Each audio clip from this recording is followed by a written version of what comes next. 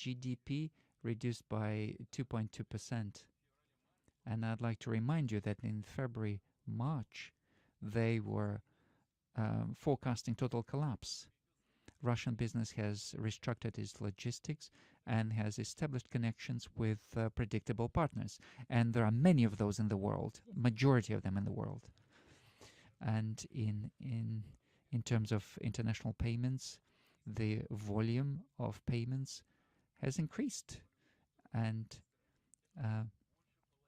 if we so we will continue working with our partners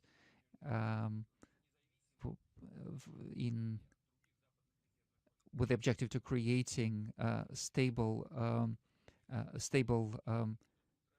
currency environment, and these other currencies that are dominant today will continue losing its status. And it's not just us who are reducing payments in dollars. They are doing that themselves. So cannons instead of butter. They say we should not repeat the mistakes of the past. We should not try. We've got everything in order to safely continue to develop our country, and we will continue to act.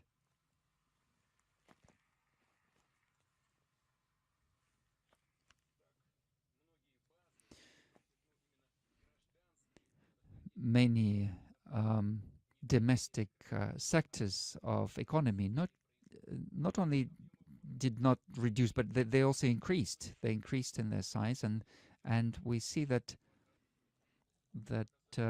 the housing, for example, increased. In terms of housing market, we built around 100 million square meters of new housing, and agriculture has also seen a great success.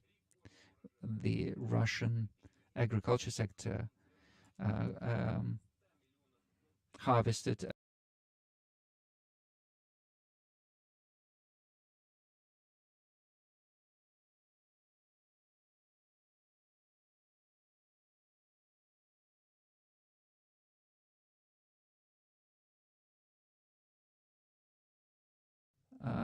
and about 10-15 years ago, this was just a dream. And this was a plan that seemed to be fantastic. If you remember, quite recently, we've got the former vice prime minister here. He'll confirm. And we've got just the expert potential is 60 million. A few years ago, it was just 60 million total crop. We did not allow for the labor market to drop either. And today, in these current conditions, in these conditions of difficulties, our labor market is even more comfortable than it used to be. Remember that pre-pandemic, we had 4.7%. 4.7% unemployment. Now it's what, 3.7?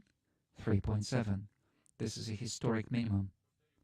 And I'd like to repeat that the economy of Russia has overcome these risks. Yes, many risks were impossible to predict or calculate, and we had to react very, very quickly, both at the level of the government and at the level of the business. Decisions were taken very, very quickly. And private initiative played a key role in here. Small and medium-sized business. We were able to avoid over-regulating the sector. What's also important is that the economic drop was only registered in the second quarter. In the third and fourth quarter, we saw a growth. In actual fact, we are moving to a new cycle of economic development. And according to our expert assessment, we are moving to a new quality of development. Our domestic market, our uh, personnel potential, our um, people, all of that allows us to really uncover a great potential of Russia in all areas. And we see great growth of internal demand, domestic demand, and we have increased the production of the products that are in most demand, and we were able to fill in the niche that was freed for us by Western companies. And we understand a number of problems in logistics, in economy, in finance, staffing. We talked about the need for structural changes in our economy over the last few years, and today it's vitally important, it's necessary. And the situation has changed for the better. We know what needs to be done for a sustained development of Russia, despite any external pressure and threat. Guarantees of security and stability of the country. The whole meaning of our work is not to adapt to the current conditions. Our strategic objective is to bring our economy to a new height. Everything is changing very quickly now. This is not just a time of challenges, it's also a time of opportunities. And our future depends on how we use these opportunities. We need to remove any intergovernmental conflicts, any conflicts within the governmental structure. Everything has to be aimed at the objective, at the result. And we need to stimulate small family-run businesses. And this is a win. Creating new roads also win. Creating and opening new schools and kindergartens, this is also a win. New scientific breakthroughs, also win. And all of that are contributions to our common success. What are the areas where we have to focus on, where we have to work together between the government and the business? First of all, we have to increase our international connections and establish our new logistical routes with new partners. And we have to create the high-speed road between Kazan, Yekaterinburg, and Chelyabinsk, and so forth. We will continue developing the ports of the Black Sea and Azov Sea, and we will especially pay attention, and we're already paying attention, to the corridor north-south. Volga-Caspy Canal will open to the boats with 4.5 meters depth, and we will modernize the eastern direction of our railways, and this will ensure not just additional cargo flows, but also will help us develop Siberia and Far East. We will be focusing on the infrastructure of the regions, including communications, roads, and in 2024, around 85% of the roads of the largest conglomerates, and also half of the roads of the national roads, will be brought up to a new level of quality. We will continue our development of gas supply to various infrastructural to various infrastructure, like, for example, hospitals and schools and so on, and this would be done for free.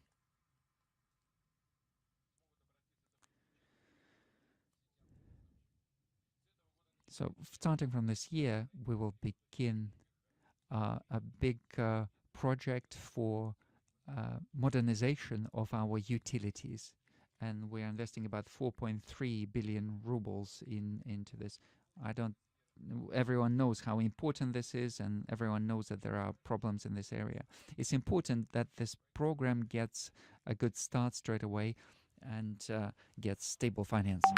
The second is that we are going to focus on development of our technological potential of our economy. So we will launch industrial mortgages. So now people will be able to apply for a loan for infrastructural projects and building property for their companies. So the volume of financing on these loans will be up to 500 million rubles, and this would be 3 to 4% interest, 5 to 7 years. I think this is a very important program. Starting from this year, we will have a new mode of working for industrial clusters. The demand for the innovation products that is produced by these companies will be supported by the government and subsidized by the government. And we have a program up to 2030 to finance these sort of products to the tune of 10 billion rubles. And I'd like to reiterate that these are not just forecasts. These are specific figures which we put in place, and we will work on launching those. We are supporting business and providing systematic support, infrastructural support, tax support to the business. The tax system has to be comprehensive, and it has to be approached with a very creative, creative spirit. And starting from this year, Russian companies will be able to lower their tax burden if they are purchasing domestic IT solutions, and these costs will be accounted at the rate of 1.5. So every ruble the company invests in buying these domestic products, their tax base will be reduced by 1.5 rubles, and this will cover high technology equipment produced in Russia, and we will look deeply into this. This is a good solution which will stimulate the economy. A third is an important point on the agenda is the new sources of financing and investment. Thanks to our strong balance, we do not have to ask for money abroad. We don't have to conduct a long, lengthy dialogue about what and how much and at what terms. Our domestic banks are stable, and they've got and in 2023 we saw that the financing of corporate sector has grown, and we had some doubts about this. However, we saw a growth in 2023, and this is growth compared to 2021. In 2021, growth was 11.7%, and now 14%. The mortgage portfolio has also grown by 20.4%. So we've got development. According to the results of last year, banking sector received a profit not as significant as in the previous years, but very significant. So this is also an indicator of financial stability of banking sector. According According to our figures, inflation in Russia will be next to the near 4%. And I'd like to remind you that in some Western countries, it's 17, 18, 20%. And here we've got 4, maybe 5%. You know, there's a dialogue with the central bank. They're giving their own figures. Taking into account the positive dynamics, we see that we've got objective conditions to lower long-term loan rates. And that means that the financing has to become more available. What's very important is a long-term savings of Russian citizens, and we have to stimulate that flow of that money into the investment sector. And I'd like to ask the government to look at launching a special government program from April this year to create additional conditions for citizens to invest within the country and to make money within the country, and also to guarantee their contributions to investment companies. There has to be a similar scheme to ensuring financial deposits in banks. We know that I propose to double this figure when we talk about investing in private pension funds to the tune of 2.8 million rubles. Also, we need to stimulate investment in other financial instruments. Separate solutions are needed in order to attract capital to high-tech sector, and there will be a mechanism for them to place their securities on the internal market for other companies and separate buyers. What's very important for financial sovereignty is freedom of entrepreneurship. The attempts to contain Russia in this regard demonstrated that Russians were able to adapt very quickly, and each initiative that is supporting Russia has to have support from the government. And in this regard, it's important to come back to reviewing some of the criminal code which relates to economic crime. Of course, the state has to control what's going on in this area. You should not allow free for all kind of attitude, but we should not also over-regulate here. So we're hoping that the government, together with authorities, will be very consistent in their work, and I'd like to propose to create special measures which will liberate economic actions in this field.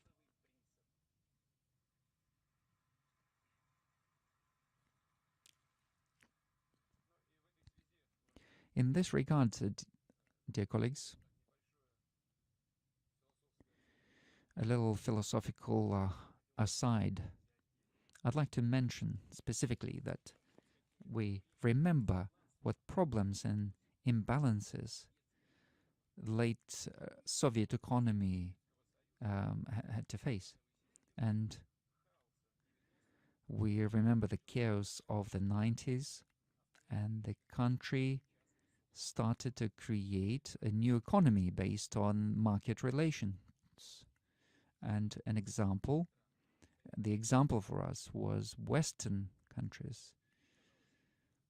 And there were a number of consultants, as you know, but it's not enough to just copy their models.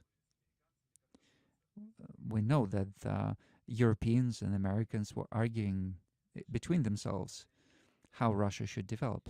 And what happened as a result of it? Our economy became Western oriented, and generally we became the source of commodities. And we understand the reasons for this. But the new forming Russian business was aimed naturally, and as other businesses around the world, aimed at extracting quick profit.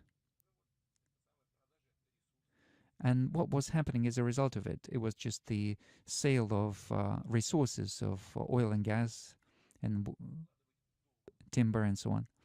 And um, money was not invested into long-term projects.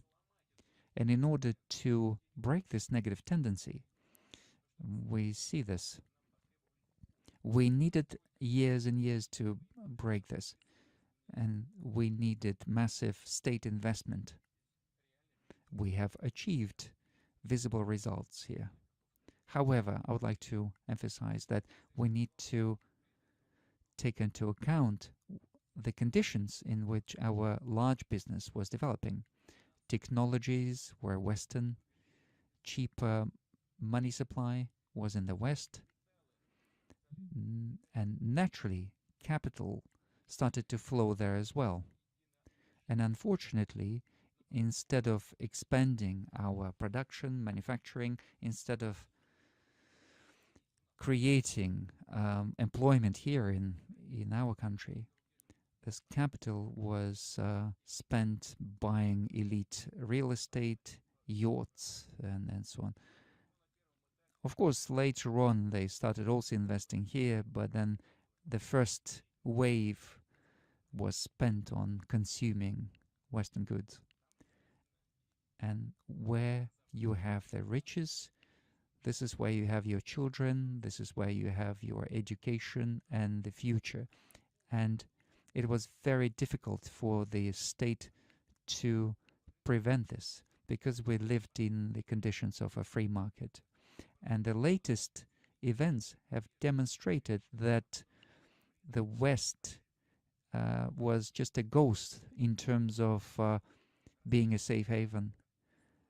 And those who saw Russia as just a source of income and were planning to live abroad, they saw that they just got robbed in the West.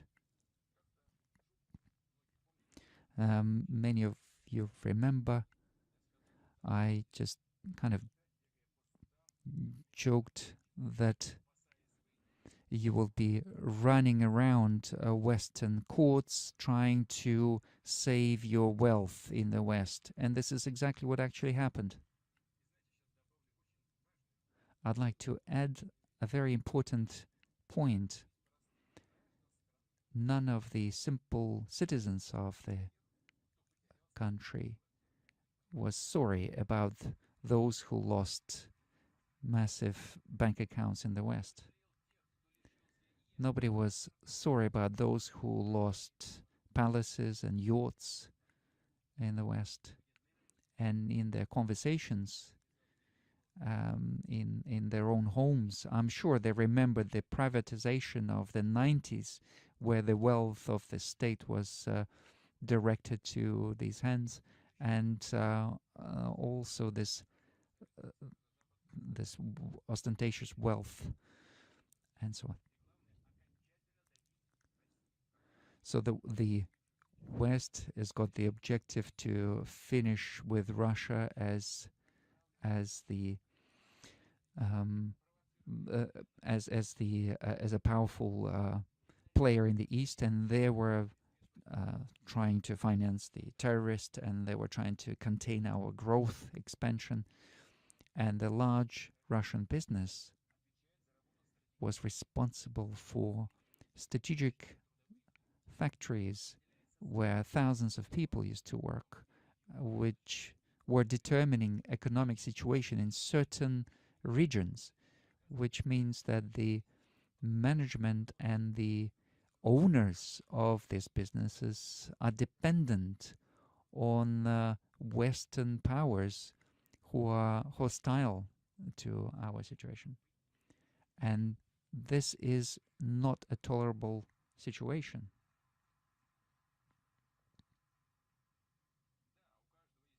Yes, everyone has a choice.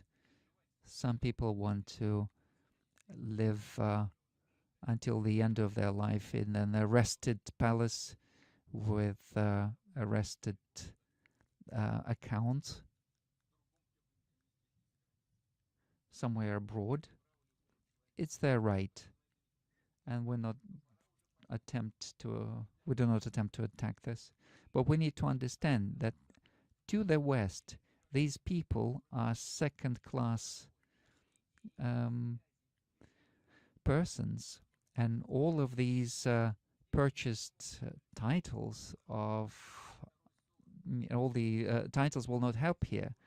And they need to understand that they're second-class citizens there, second-class persons. But there is another choice: to be with your motherland, to work for the benefit of your compatriots, not just to open factories, but also change life around you in cities and towns. And these entrepreneurs, these business people, are plentiful. And this is where the future of our business is.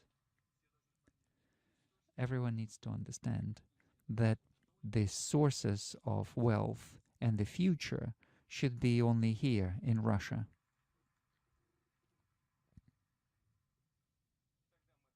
And then we will definitely create a very robust, self-sufficient economy, which is not closed to the world and is using all these competitive advantages. The money that is obtained here has to be spent on development of this country.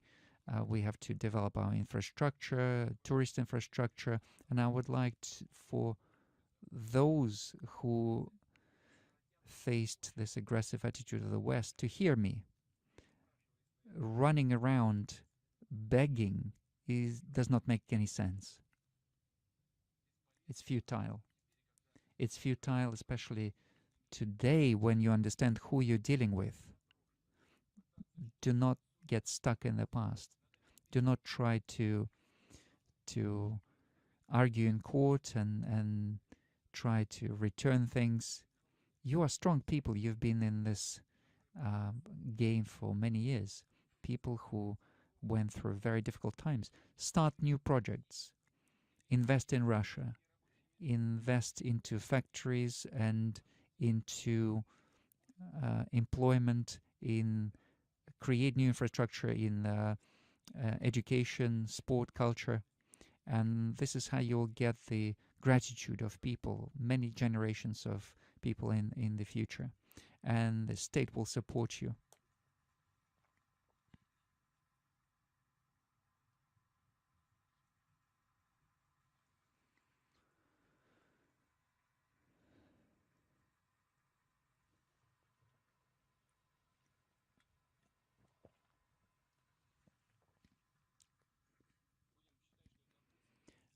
And this is a call to our business to work in the new direction. Dear colleagues, Russia is an open country, and it's a unique civilization. We're not pretending to be special, but this is our civilization. Our ancestors passed it to us, and we have to preserve it and pass it on. And we will continue developing our relationships with our friends, and we will accept all the good things. But first of all, we will rely on our own potential, on our traditions, on our values. And here, I would like to talk about the character of our people. We were always generous, compassionate, and Russia as a country reflects these qualities. We know how to be friends, we know how to keep a word and not to fail anyone, and we always support people in difficult conditions, and we always support those who are in trouble. You remember that during pandemics we were providing support to other European countries, Italy and other countries, in those who had the most difficult times. And we do not forget how we help in these conditions of the earthquakes in Syria and Turkey. It's the people of Russia. It's the basis of sovereignty of our people, and our rights of our people uh, um, cannot be shaken, and we're not going to step away from these basic rights of our people. And in this relation, I would like to emphasize that local elections and in autumn this year, and also president election in 2024 will be conducted according to the law, following constitutional procedures. We have various approaches to resolving social issues. However, all the powers, all the forces in society have to rely on some very basic principles: safety, security, and national interests of our people. I would like to thank you for this responsible position, and I would like to remind you of Stolypin's words, who said this more than 100 years ago, but this can be said today. He said that in the business of defense of Russia, we all have to unite. We have to coordinate our forces and our rights in order to support one supreme historic right, the right of Russia to be strong.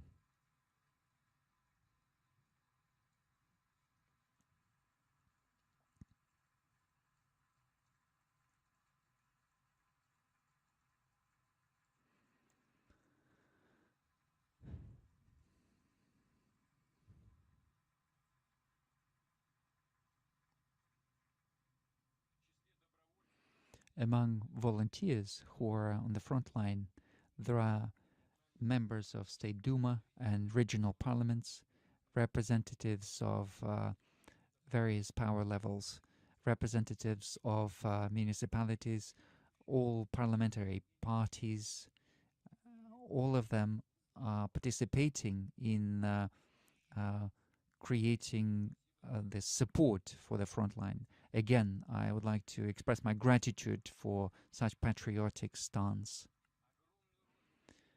Very significant role in our civil society is played by local government. These people are closest to the people, and the trust to our state depends on them. And I'm asking the administration of the president, together with the government, to create tools of direct support for best management teams, local government teams in municipalities and local areas. Those who are able to take responsibility for themselves and for their people, and in order to strengthen our core values. What's very important is the educational system, using the resource of the president grants and other programs that we have available. We will continue supporting our education and art, different areas of art, modern and traditional, classic. We will continue thinking about very difficult issues in life, and most important thing is not to destroy society, but to stimulate the best qualities in people. Developing cultural sphere would be one of the priorities for Donbass and Lugansk and new areas. We will be creating hundreds of cultural institutions, including museums and centers that will allow people to feel the connection between the past and the present and the future, that will allow them to feel the belonging to the single cultural space. Participation of teachers and scientists scholars. We have we have to use that participation in order to create the courses for literature and geography, so that the young generation is able to learn as much as possible about um, our history. We have a very talented new generation who is able to work for the benefit of our country. And it's for these people that these new horizons are opened by these competitions that are set. So, this competition of leaders of regeneration. So, the finalists of these competitions, some of them went to as volunteers to work on the front line or work on the development um, of these new regions, restoring them. So the school of the military action is something that cannot be replaced by anything else. So these are the people who are prepared to give their life for their motherland.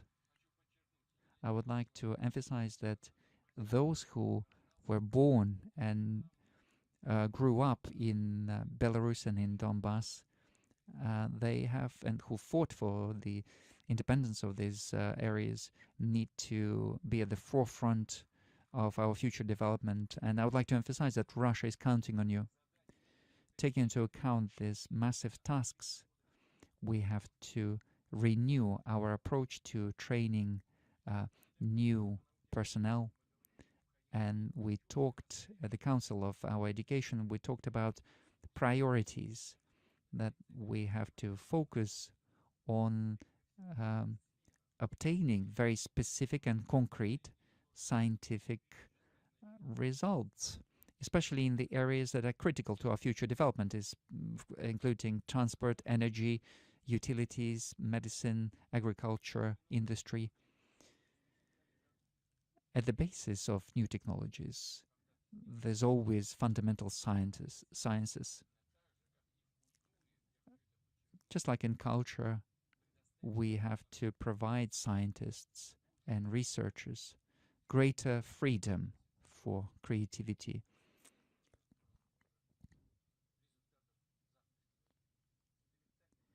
Fundamental science lives according to its own laws, and we have to give them freedom. And we have to provide stimulus to young people to go into science. And we know that our best teams have got something to be proud of. One of the issues that we discussed was housing. And we already have housing certificates for young scientists. And we are allocating 1 billion rubles for these purposes. And I would like government to expand this program. And we are also working on raising the prestige of secondary professional education. We know that the numbers have dropped significantly in this area, and we know that this area needs to be developed. We are creating educational industrial clusters where factories and industry is working very closely with educational institutions, and it's important that experienced employees who worked in manufacturing come as teachers into these educational facilities. So our electronic industry, robotics, pharmaceutical, agriculture, construction, defense, all these industries are aimed at ensuring security and the competitive advantage of Russia. And finally, a very important question about our higher education. we need to introduce some significant changes, take into account change in demand in all areas of our life. We need to ensure a synthesis of the best Russian experience and experience of the last 10 years. Here we're proposing the following. First, we need to come back to the traditional basic training of in the field of higher education with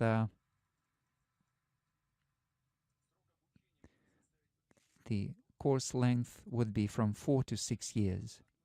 And with this, even within one higher one university can offer various programs depending on the needs of the industry and needs of the market. Secondly, if there is a need for very specialized training, then the person is able to continue studying to the level of MA. And third, we will create a doctorate departments. And this transition to the new system has to be should not be sharp. It has to be a steady transition. We need to work through all aspects. We need to look at all elements, and our citizens need to have new opportunities for professional growth and professional education. I would like to reiterate, opportunities, not problems.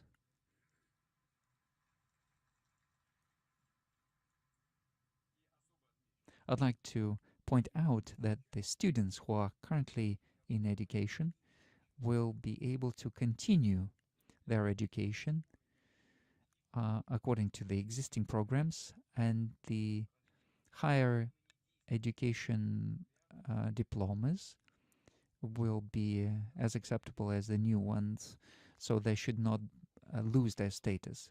So I'm asking this All Russian Educational Fund to control these aspects of the new project. Teachers are participating directly in the construction of our future, and it's important to raise the prestige of this profession so that parents are very respectful of the teachers, and the teachers are very respectful of the parents. Let's remember it.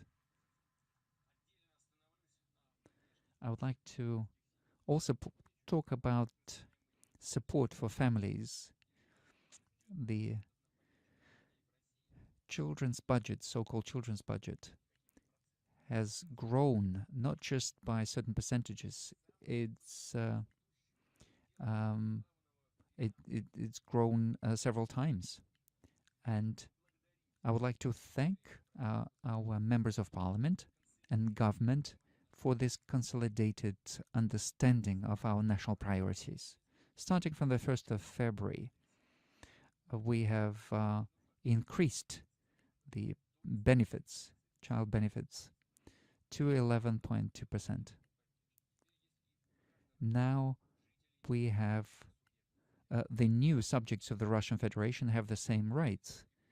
We are providing mother's capital in Lugansk and Donetsk, Zaporozhye and Kherson regions to the families where children were born starting from 2007. What that means is from the moment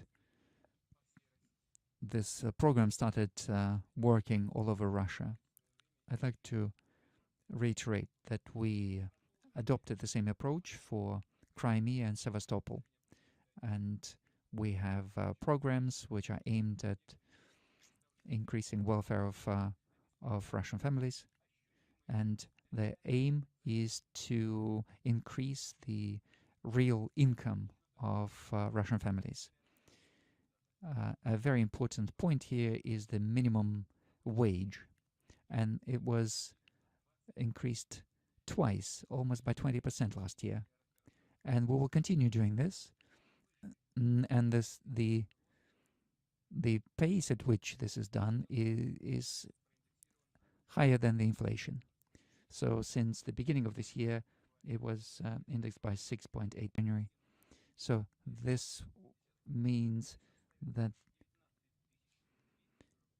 that the minimum wage will be 19,245 rubles, which is an increase of 18.5%. As for tax systems for Russian families, starting from last year, families with 2 or more children are freed from challenges.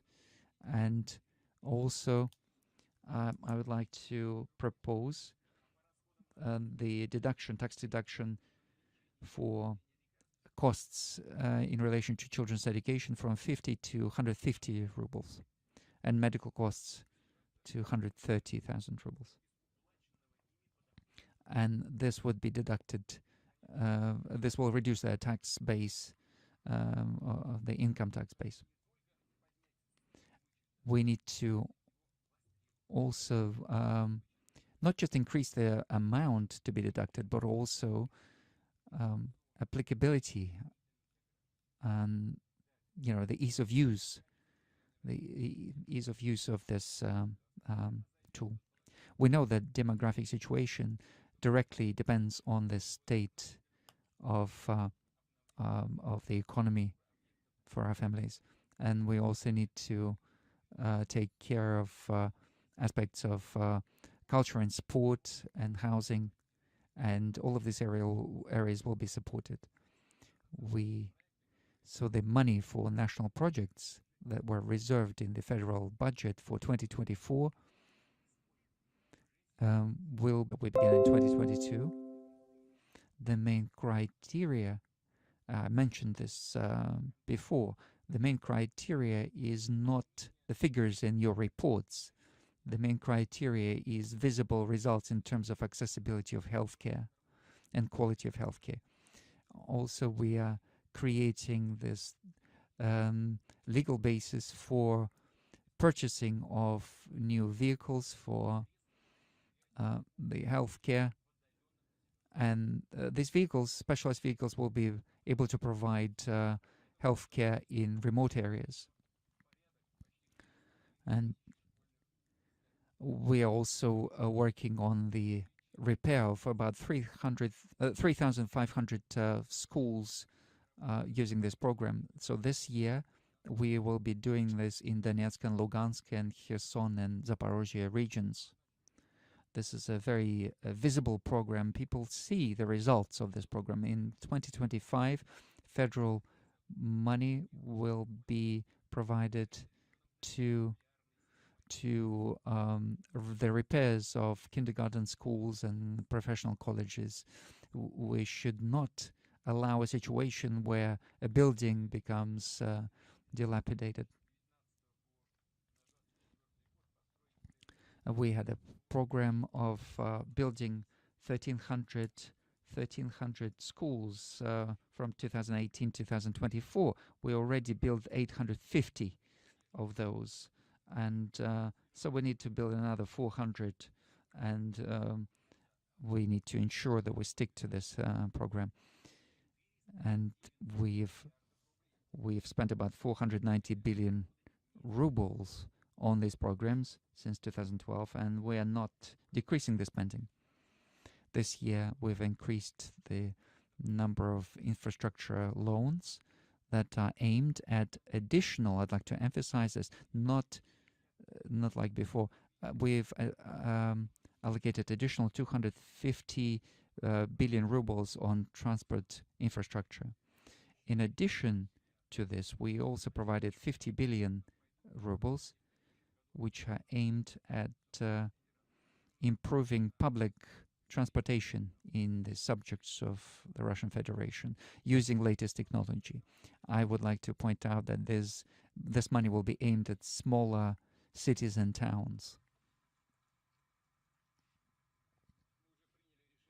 We have taken the decision to extend our project Clean Waters until 2030, and the objective of it is to clean the water in industrial areas and significantly reduce the harmful discharges in the industrial areas. We are expanding our potential of treating the waste so that we have a closed cycle waste treatment systems. And I'm asking the government, together with the regions, to prepare a list of those facilities that will be where harmful discharges will be liquidated at the end of this program. Areas, other rivers, we should not forget our smaller rivers, and I'm pointing the attention of all levels of government to this. We've also prepared a draft law for tourism in protected areas. This is something we discussed with the government, and this law has to clarify very clearly put out, describe what can be built and what cannot be built in different areas which are protected. And I would like to speed up the consideration of this law. A few words about what's going on around us. Dear colleagues, I'd like to highlight another area. At the beginning of February this year, there was a statement of North Atlantic Union with the actual requirement. They're not allowing ourselves to conduct a comprehensive audit of facilities or inspection of facilities, and they are declining our attempts to inspect those facilities. I'd like to emphasize that US and NATO are directly stating that their objective is to strategically defeat Russia. And after that, are they thinking that they're going to just tour our facilities, military facilities? And recently we've passed a law to put the new strategic defense facilities and areas. Are they going to visit those as well? With their collective statement, NATO has actually attempted to become a member of this agreement of strategic weapons control. We agree to this. We feel that this is long overdue. Nuclear arsenal is not just in America, it's also in the UK and in France, and they keep developing, and they're also aimed against us. They're also again aimed at Russia.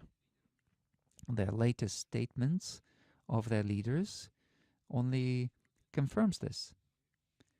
We cannot, we do not have the right not to take this into account. The first agreement on restricting strategic weapons was signed in 1991 with the US. This was in a principally different situation. This was in the context of mutual trust, and that our relationships went to such a level where US and Russia stated, and Soviet Union stated, they were no longer considering each other enemies. The agreement of 2010 has got very significant points on indivisible security and limitation of strategic weapons, but this has been long forgotten, and US has exited that agreement. Our relationships have deteriorated, and this was the initiative of the United States, and it was them who wanted to review the results of the Second World War. And for this, they started to destroy all the basics of world order after the Second World War. And step by step, they started to destroy the system of world security and control of weapons. And they've conducted a number of wars around the world. And all of that was done with the single purpose to destroy the structure of international relations that was set up after the Second World War. And after the collapse of the Soviet Union, they have been constantly trying to reiterate their global dominance. And this is not just in relation to Russia, but other countries as well. And of course, the situation has changed since 1945. There are new centers of influence, and they keep developing. And this is a natural, objective process that cannot be ignored. What is unacceptable is that U.S. started to restructure this this in only according to their own needs. And now the NATO countries are offering an ultimatum, and they're saying that Russia, you have to comply. And including this agreement on control of strategic weapons. They're saying there is no connection between conflict in Ukraine and other hostile actions of the West, and their statements that they would like to inflict a strategic defeat on us. This is the either they're very cynical, ultimately cynical, or stupid. It looks like they're not stupid. They are aiming to inflict a strategic defeat. So this statement that Russia is halting, putting a stop on its participation in the strategic weapons control agreement.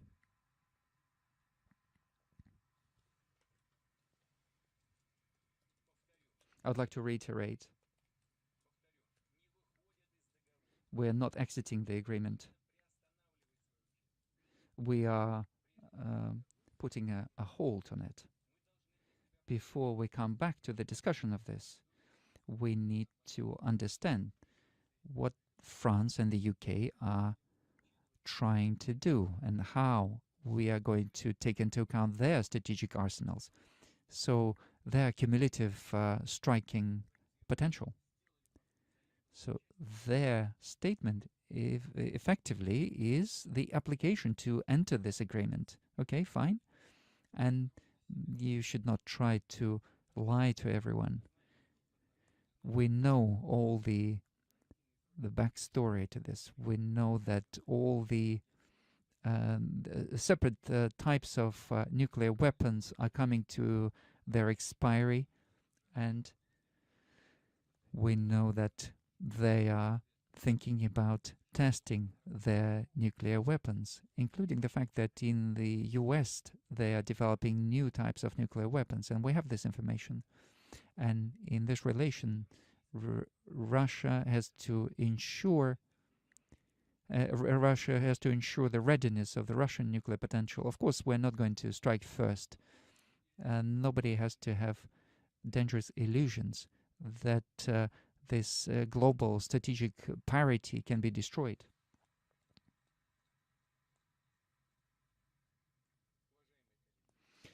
Dear colleagues, going through a very difficult path, and we are overcoming all difficulties together. It could not be any other way, because we are brought on the example of our ancestors, and this is passed from one generation to another. Only dedication to our unity, to our motherland, that unity has been demonstrated since the first days of the special military operation. Hundreds of volunteers, representatives of all ethnicities, came to the conscription centers in order to fight for the truth, for the justice, for interests of people in Donbass. And now, shoulder to shoulder, we have um, fighters from all types, from all parts of Russia, and their prayers are in different languages, but all of them are fighting for truthful and for the motherland.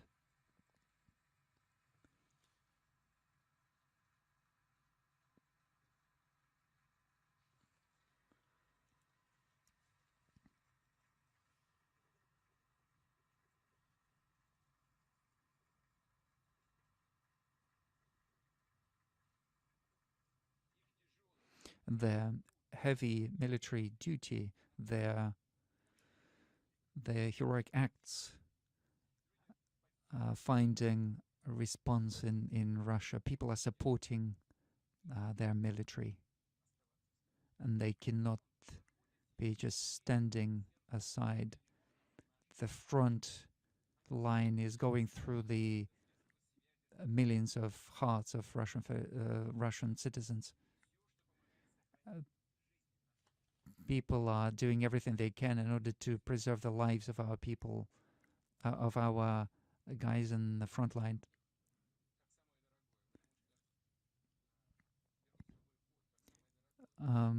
People going to the front line are taking this letters from the children because they know that these are sincere words and they understand why they're fighting, who they're protecting. This is the care that is provided by volunteers right from the start of the military operation is very important to them, and the volunteers are helping civilians to go to cover and provide water and clothing to civilians who are under who live in the military action areas, and they continue saving them and saving others. And we know that one of the funds collected over 5 billion rubles for the needs of the front, and this work is being conducted constantly. Companies and entrepreneurs are helping.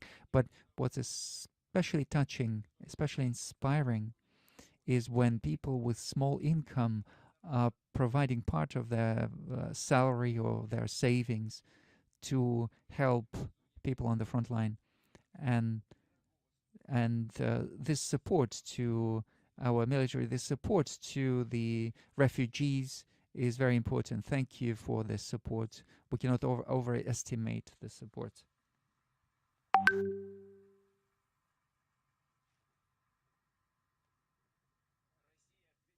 Russia will respond to any challenges because we are all a single country. We are one big united people. We are confident in our power. Truth is with us. Thank you.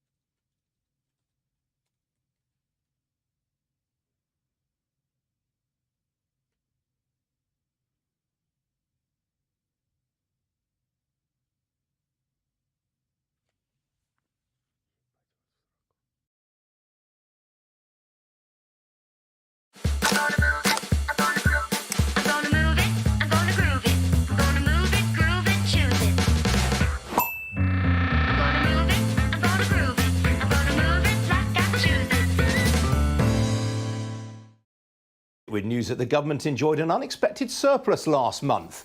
Well, the surplus of £5.42 billion was significantly better than expected, with city economists having forecast £7.85 billion worth of borrowing. The stronger than expected outcome for January reflected self-assessed income tax receipts of £21.9 billion, which was the highest January figure since monthly records began in April 1999.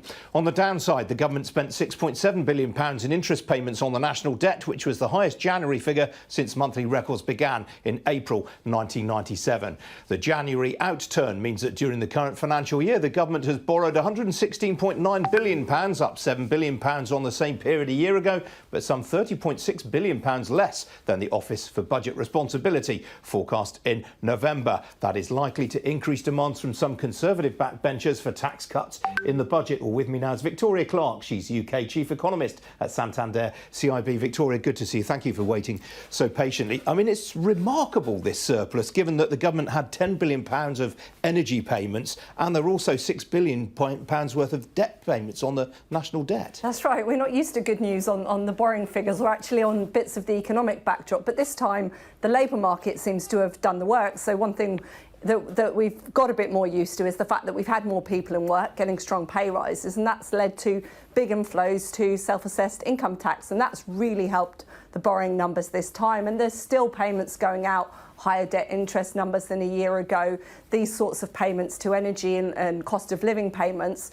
But it's the fact that the economy has held up quite well that's helped the numbers today. Yeah, income tax and national insurance receipts up, but also worth pointing out, capital gains tax receipts were a record high. Inheritance tax receipts up nearly £1 billion on this time last year. That's right. The picture seems to be one of broad resilience. There's the bits that we know about where there's the expenditure side, where there's those payments going out. But on the revenue side, certainly, the fact that the labour market, the economy at large has done well seems to be helping. And I think that's good news. But the concern is that there's still a big, mountain of debt out there, very high debt to GDP numbers coming through this morning as well. And there's also that debate about, well, are we getting a little bit carried away by 1 month's good numbers? Still a lot of fiscal repair work to be achieved. Absolutely. So, I mean, if you were the Chancellor, this makes no impact on these calls for tax cuts. I think he'll drag his heels for now. I mean, certainly there's a little bit more wiggle room to help, freeze fuel duty, these sorts of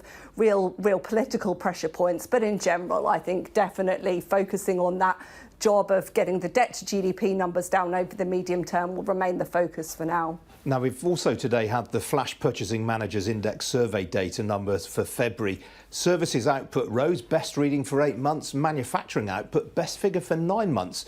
Very encouraging on the face of it. It does look encouraging. Again, we've got very used to weak economic numbers. Today we've had some positive ones, and it does look on those numbers as if the economy is not contracting anymore. So, early days, one set of figures, let's not sort of pop the champagne corks just yet, but it does look promising. It looks as if, lower wholesale gas prices, global economic optimism is helping the numbers. So it does, in your opinion, does this reduce the odds of a recession now? It certainly does, yes.